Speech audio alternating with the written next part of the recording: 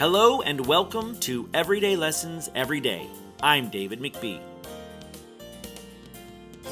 When I was going through a difficult time in my life, I turned to self-improvement books to work on myself and my relationships. Committing to reading every day and applying the lessons I learned in my life was so effective that I was inspired to write my book, Everyday Lessons Every Day, a journey from grumpy to grateful. I believe in the power of personal development, and I want to share that with the world. To that end, I invite everyday people to share their everyday lessons and how those lessons are changing their lives for the better. This week, I sat down with my dentist, Amy Hahn. That's right, my dentist is one of the most positive, wonderful, and inspiring people I know.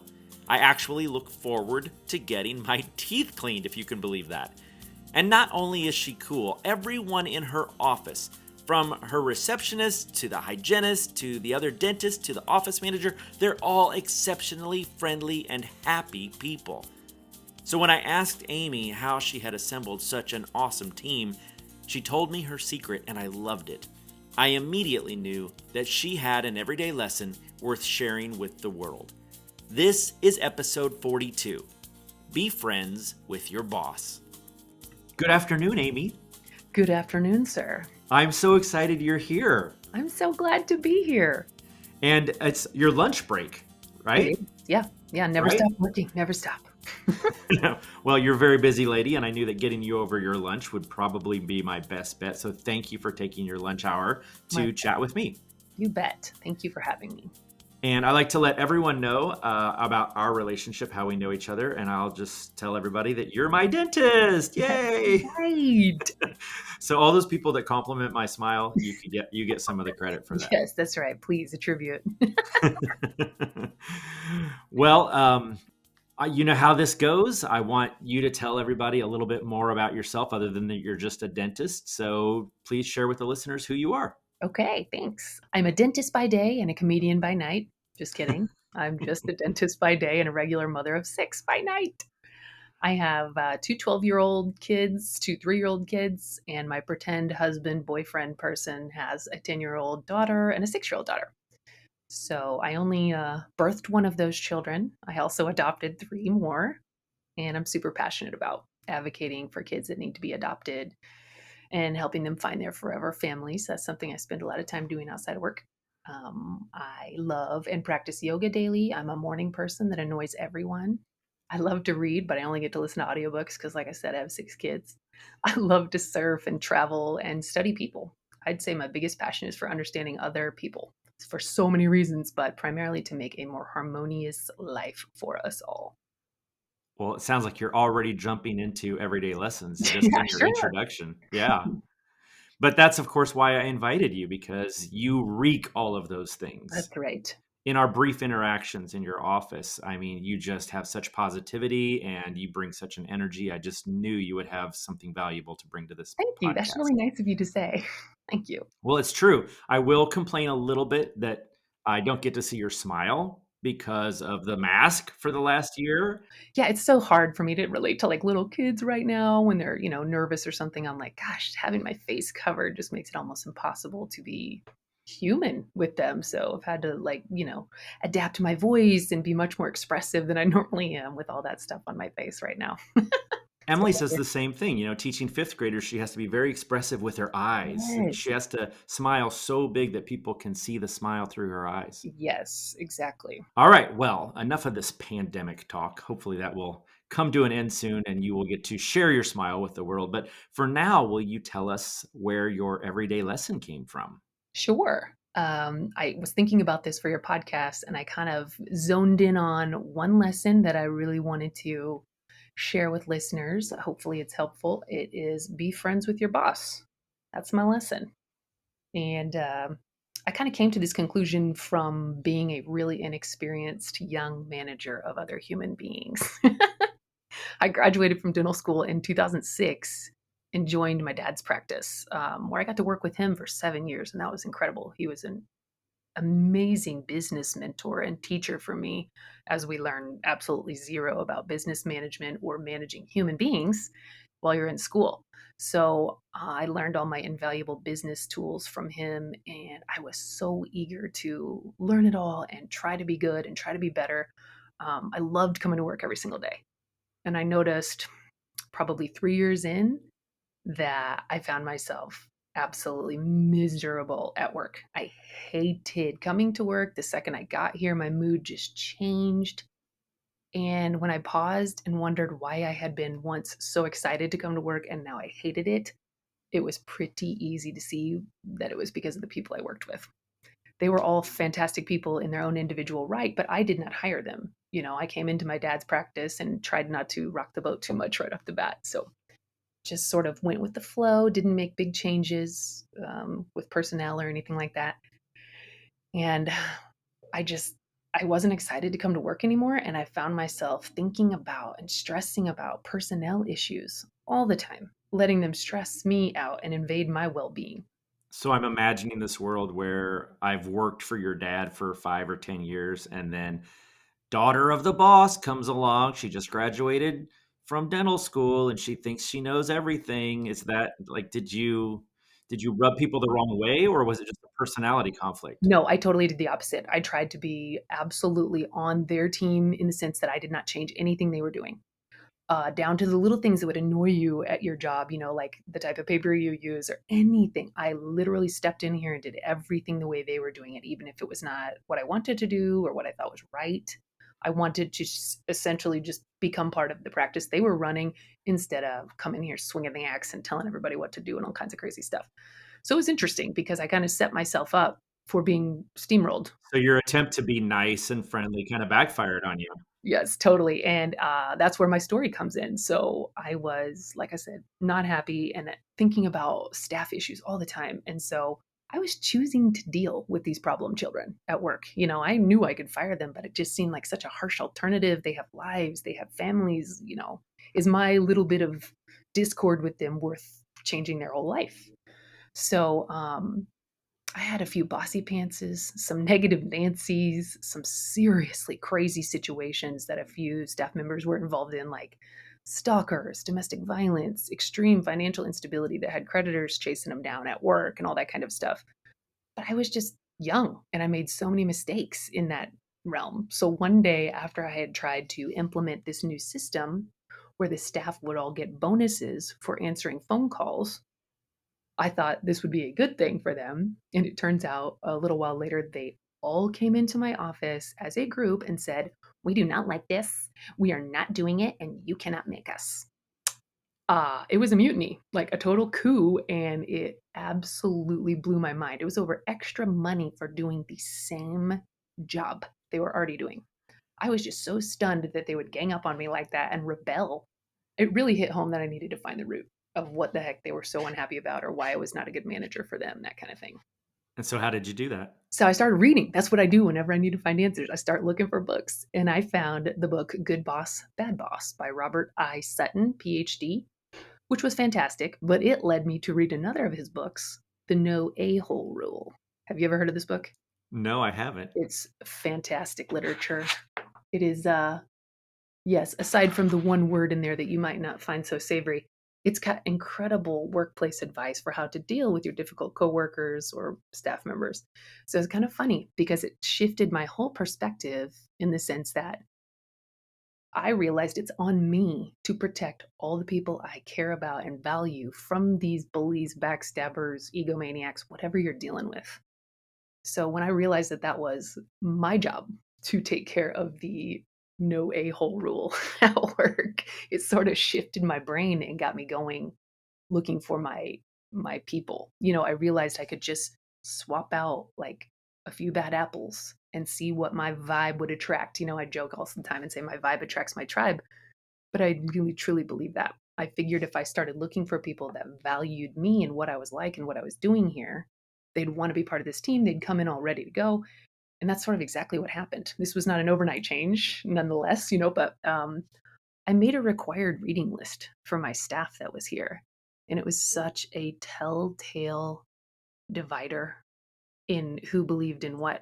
There was half the team that got on board after my reading list and loved everything they read. And we're talking like What I Know for Sure by Oprah Winfrey and The Four Agreements by Don Miguel Ruiz. Widely known books that just sort of help you evolve into be a better person. And then there was half of them that wouldn't read it or read it and hated it or all those sorts of things. And that's where I started to realize, okay, we have some divides here that are never going to come back together and it's time to do something. So I started doing more fun things with my staff to where they would spend more time remembering they liked one another as people instead of having to always be coworkers. We just leave the office and go play hooky for half a day. They were on the clock, but we would go to Top Golf or we would go do something fun and just hang out with one another. And that was a big morale booster. A big shift out of the yucky workplace we'd been in to come back to some sort of bonding, some sort of team building. So So this all sounds awesome, and I'm trying to picture it happening. Is your dad still there at the practice at this time? good question. No. So he was a particular type of manager, very traditional, if you will, and I kind of knew I would never be able to pull that off. He's very intimidating just by nature. People say that to him all the time, say it to me all the time. He's very nice, but he's got this command when he comes in the room. People just listen to him and respect everything that comes out of his mouth. It's kind of crazy. But I knew I did not have that kind of clout and might never. I would have to get some gray hairs and be doing this for 20 years before anyone was going to let me be in the same role that he was in. So I kind of had to figure out my own way. Plus, I also knew that he had a real me versus them mentality with his staff. You know, um, he did not socialize in any way with them. He was very, cut the line at professionalism. Nothing wrong with that. I knew I wasn't going to manage like that. I think the biggest benefit of working with me is that I care about you and I know what's going on in your life. So, for example, somebody had a rough drop off with their 5-year-old daughter on Monday and came in crying. And the next day I brought her a coffee. It's a day late, but just saying, hey, I know mornings are rough and sometimes the kids really shake you up, but you came into work anyways and kicked butt all day. Thank you. So I know there are going to be people listening right now that think that you shouldn't really blur that line between being a boss and being a friend, Yep. that it could actually complicate your relationship with them. Like, I don't want to follow you on Facebook. I don't want you to follow me on Facebook. I want to keep those lines very, very professional. Is that just something that is a different personality type, or do you recommend that person consider your words of wisdom? I would say it could be, but I'll give you the distinction I'd make, and this may help a listener decide whether this is for them or not for them. But I think there's just a distinct difference between a leader and a boss. A good leader has to know how to follow. And so that's a big key for me. Like, I'm a good follower. If someone else is in charge, that's okay with me. But I am also a good leader. There's no room for your ego when you're the boss or the leader. No one cares, about your ego. You have to know how to build the team's confidence and enable them to be their absolute best. A leader knows their team, knows what's going on in their lives, what their dreams are, who is important to them. Who is important to them is what drives every single human being. So let's use you for example. I know so much about your sweet family because you matter to me. Like, I want to know, what you're dealing with, what you're going through. Did your kids just move out? Are your parents well? It helps me have a better relationship with you. I've been able to share so many things with my team because I befriend them. And this is not the same team, okay? Like, people have life changes, and it's just something that I have been able to replicate, is what I'm trying to say. It's a system, a pattern of training people and hiring people that I have come up with that I get better results in my business. Meaning, when my staff is happy, everyone notices. I mean, you've even said this to me, but I have multiple patients and folks come in here like, how do you keep everyone so happy here? And I said, what? He said, they're all so happy. Every time I come in, you guys are laughing and nice to one another. And I said, I just treat them like human beings, truthfully. That's it. I really, truly treat them like they are my friends or family. And I don't mean that, I guess that's a terrible example because some of us have families that we probably don't treat that nicely, but um, meaning they can come to me when they are struggling and they support my vision. Like, we're all on the same page. We are all in this together. And that makes a big difference to them and to me. Amy, your statement about treating them like human beings, I think sadly that you're giving human beings too much credit, honestly. You're probably right. Because I've seen the way you treat them, and you do treat them not just like family, but like family that you really love. Didn't you take them all to Vegas for a conference, like your entire staff? Oh, yeah. I mean, I love to do fun things like that. You know what it is? The same time that I was reading these books and figuring out my little path, it dawned on me in a very profound way that I spend more hours a day, my waking hours a day, with these people than I will ever spend with my own children, my spouse, anyone at home. I am here all the time. We work, about 10-hour days, start to finish, and that kind of thing. I go home and see my kids for maybe 4 hours at the most. So it became very clear to me that I had to work much harder on making this environment as important to me as my own family was. You know how, as a parent, you kind of work on raising your kids right or any of those sorts of things. I needed to do the same thing here with these people. Do you continue to read books about leadership and management Oh, so that yeah. you can always hone your skills there? Yes, and more so, I find that I am intrigued by understanding humans in general. So my obsessions are with things like personality tests and things like that, the love languages, any little thing that helps us know one another better. But do you like to receive public feedback or private feedback? That's a big one. I'm a public feedback person. Not that I want you to give me public feedback, but I like to let people know, hey, David did a fantastic job. Then I realized after looking at personality things over the years, not everyone is comfortable with that. And they actually don't appreciate it at all sometimes. So a private message, like a text saying, I really appreciate what you did today. They are like blown away. And so I mean, it's just the craziest thing to me because not all of us think the same. So I had to step out of my role going, oh, this is what I would want. So this is what I should do for them. You know the old saying, you should treat other people the way you want to be treated? Right. That's not true at all, is it? It's really you should treat other people the way they want to be treated. Yes, yes. Like, how do they listen? How do they learn? I mean, I have 17 employees, and I could tell you a million details about every single one of them. Every single one of them. You know, you're making me want to go to dental school and then come work for you. You should. I could totally use another dentist if there's any out there listening. All right, so here's a question for you. I know a lot of people listening are thinking to themselves, well, I'm not the boss. I can't just swap out these people that I work with that I'm not getting along with. What would you say to them? I'd actually say I highly recommend that you read The No A-Hole Rule by Robert Sutton. It's literally written for the coworker with jerky coworkers. So it's a little bit more grounded than the good boss, bad boss. Especially if you're not in management, when you are being managed by someone who is not easy to get along with, this would still be helpful. I mean, it would still be a little light on your path. Okay, awesome. All right, well, I'm going to ask you about a statement you made to me in the past that's a little unrelated to this, but while I've got you here and I'm recording, I want to get this on tape. You once told me that you didn't recommend my daughter focus so heavily on finding a job that she thought would fulfill her life. Can you explain that a little bit? That's funny. I don't even remember saying that. I'm so full of good advice, apparently.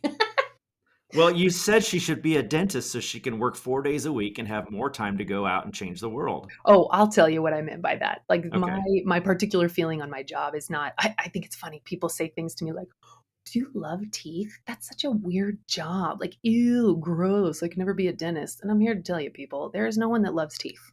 Okay? No one becomes a dentist because you're like, that's my favorite body part. That's not the drive. The drive for me was compassion for others. And I wanted to go to medical school. But when I started looking at what that's like for a female that would like to have children and that kind of thing, it just seemed like dentistry was a better fit. And I never thought about being a dentist, even though my dad was a dentist. I never thought about it. He never pushed it, but my heart was in helping others. So, like, I wanted to be a doctor, or truthfully, my passion lies in helping, kids that need to be adopted or victims of domestic violence. Those are my two big vocations that I spend a lot of time on. But they don't pay money, they don't pay well. And so, what I was telling your daughter is you can do something really meaningful in the world and it does not have to also be your job. I think people look for this ridiculous fulfillment thing in their job. Like, I need to have a job that makes me happy. That is incorrect. You could do a lot of different jobs if you are already happy, or you can serve the world in your free time. Like, that's what I was saying to Zoe is that I spend more time helping people outside of work than I actually do at work, but my job enables me to do that. Yeah, that's brilliant. That is a great little nugget. I mean, it's kind of funny because I feel like we're going to end up with a whole generation of kids that all want to be like, basketball players and makeup artists because that's what they think will make them happy. Oh no, Amy, the job that they all want now is YouTuber. Right. Like a professional YouTuber, as if that's actually a thing that, I don't know. What do you think? 0.5% of them could ever do. I mean, it's like being a movie star, honestly. Somebody will make it as a professional YouTuber, Correct. but most of them they'll get, 12 hits on their YouTube video and be all frustrated. Well, and doesn't that sound like the perfect example of what I was just saying? Let's say Zoe became a dentist and was also a famous YouTuber. Now she's got this really solid fallback career that will never let her down in case the YouTube thing becomes, not her favorite passion anymore. I mean, I also feel pretty strongly about not making your passion your job, even though you hear that a lot. If you make what you love your work and then work becomes, tricky, you just lost your passion. Yes, you just described what happened to my son, right? He thought he wanted to be a chef. Yes. And he went to culinary school for a year, worked in a kitchen, and was like, "This It sucks." sucks. Yes, Like, it does. It ruins it for you, if you will, and then you're like, great, now what do I do? well, I've got a lot to think about. I've got a couple of books I've got to pick up now. This was very, very good interview. I'm so grateful that you Oh, thank you. gave up your lunch break Oh my to gosh, no chat with us problem. today. So happy to do it. Thank you so much for inviting me. Amy, before I let you go, if someone wanted to reach out to you, or if maybe they're in Olathe and want a new dentist, how do people get a hold of you? You can reach me by email, probably is the easiest. It's my first name, Amy, Amy, at Rhodes, that's RHOADESDDS.com. And of course, that's your URL as well, rhodesdds.com. And great. Well, I hope maybe we get you some fun patients or maybe a new dentist out of this deal. Yes, and that's so funny you say that because I started doing different advertising a couple years ago, just being more myself, being a little silly, being a little outside the box, just being me. And man, the patients that I get from those types of marketing are like my favorite because they already knew what they were getting. You know what I mean? They sought me out. That is awesome. Works out way better for me. This was the best. Thank you so much, Thank Amy. you. You have a great day. You too. Take care. Well, there was a ton of great wisdom in this episode. I don't think anyone would argue with that. Amy provided excellent tips for dealing with difficult coworkers, creating a fun workplace, strategies for drawing the right kind of people to your team, all sorts of good stuff if you're a boss, right? Hopefully, if you are a boss, you picked up some tips to improve the relationships with your employees. But if you're the employee, well, you're probably wondering how you can get your boss to listen to this episode, right? But that's not the takeaway. It really isn't. The lesson here isn't just to be friends with your boss or your coworkers. The lesson here is that when faced with a difficult situation that school didn't prepare her for, Amy turned to books for a solution, and she found it. So even though the title of this episode is Be Friends with Your Boss, and that's what a lot of the content was about, my challenge to you this week is more global. My challenge to you is to find a book that will help you get along with your coworkers. Now, you may think that your only solution is to find a new job, but guess what? You had difficult people at your last job, and you're going to have difficult people at your next job. So pick up the no a-hole rule and learn some strategies that will improve where you work today, tomorrow, and 10 years from now. Write no a-hole on your wrist. No, don't do that.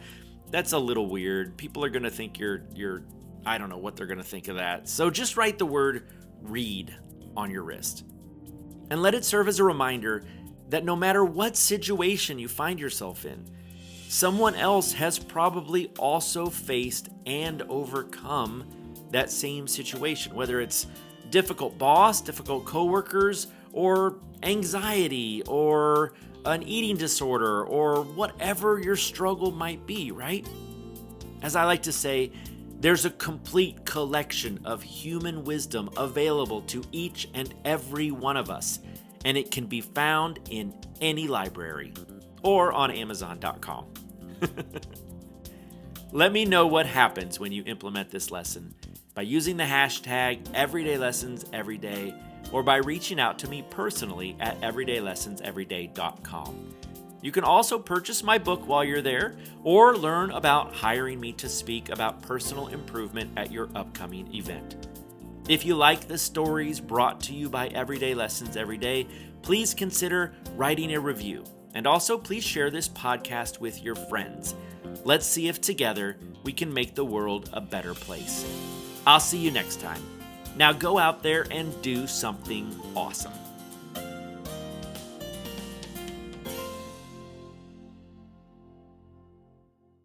Could you talk for a little bit? Sure. I'll just say all kinds of things so you can hear my voice. Wait, sit back where you'll normally sit. Okay. I will read this drop-down menu to you. It says view as list, as gallery, sort folded I think by. we're good. I think we're good. Of all the things you could say, you read I a know. drop-down list. That's my favorite.